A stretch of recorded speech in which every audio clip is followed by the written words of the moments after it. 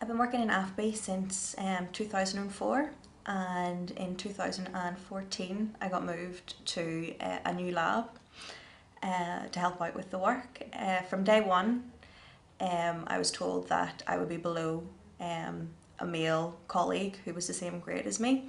If I had any problems or any issues, to go to him.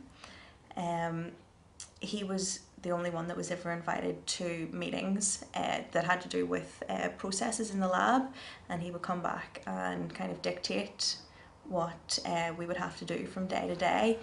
So that made me feel from the get-go really undermined. Also how I dressed became a bit of an issue. The project leader would come into the lab if I say I was wearing, maybe a skirt or a dress or something, and look me up and down and say, Holly, what are you doing to these boys? Which made me feel very uncomfortable. He would also make fun of my makeup and say that I was trying to be the boss if I was wearing maybe something, like a bright lip colour, which made me feel very uncomfortable. And also I had a pair of trousers that I would wear, and he would laugh and tell me I was wearing pyjamas, which made me feel like I was dressed inappropriately for work.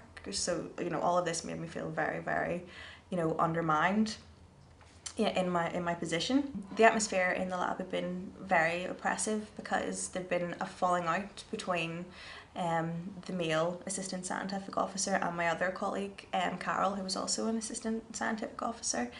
And I felt that there was bullying behaviours within the lab after this falling out. So I went to the project leader and told him about what was going on and how it was affecting the work. He promised at the time that he would sort it out and look into it, but nothing ever happened.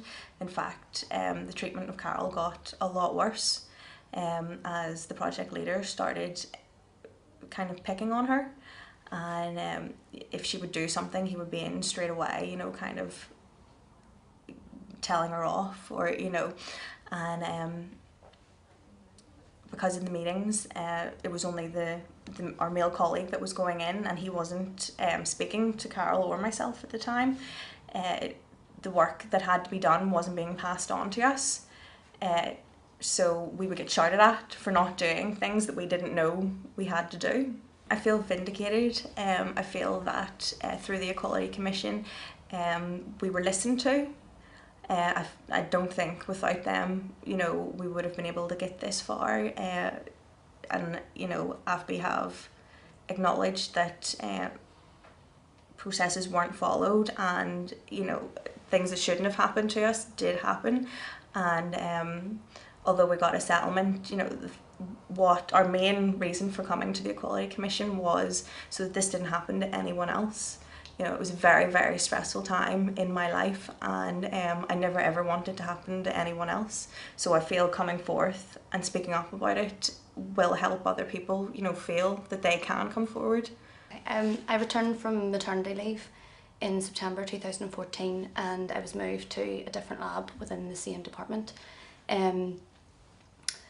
From I got there, I noticed that there was differences immediately made between myself and male colleagues that worked there. It was made clear to me when I began working that I would have to take orders, and if I had any issues, go to a male colleague who was of the same grade as me. Situations escalated in the lab where this became difficult. I had done my degree in microbiology, and I felt that I was a very competent worker, but the way that I was treated made me feel that I wasn't valued and that my opinion didn't really count, when I knew it did.